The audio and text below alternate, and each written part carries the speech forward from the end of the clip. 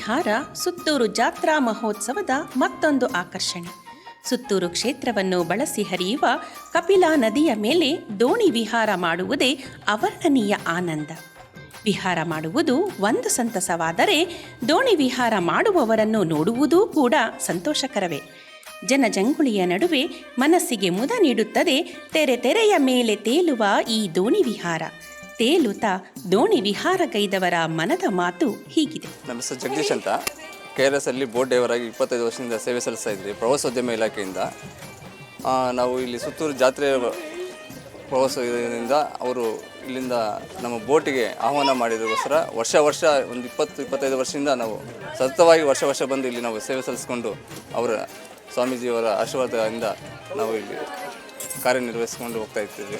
ಸುತ್ತೂರು ಜಾತ್ರೆ ಜೋರ ನಡೀತದೆ ಮೇಡಮ್. ಪ್ರತಿ ವರ್ಷ ನಮಗೆ 52 ವರ್ಷ ಮೇಡಮ್. ಪ್ರತಿ ವರ್ಷ ಜಾತ್ರೆ ತುಂಬ ಜನ ನಡೀತದೆ. 6 ದಿನಕ್ಕಿಂತ ತುಂಬ ಜನ ಬರ್ತಾರೆ. ತುಂಬ ಸೌಕರ್ಯ ಇದೆ, ಆಗುತ್ತೆ ಮೇಡಮ್. ಎಲ್ಲ ಸೌಕರ್ಯ ಇದೆ, ಊಟದ ವ್ಯವಸ್ಥೆ, ಬಸ್ ವ್ಯವಸ್ಥೆ ಎಲ್ಲ ಇದೆ ಮೇಡಮ್. ತುಂಬ ಚೆನ್ನಾಗಿದೆ. ಎಷ್ಟು ವರ್ಷದಿಂದ ಜಾತ್ರೆ ಬರ್ತಾ ಇದ್ದೀರಾ?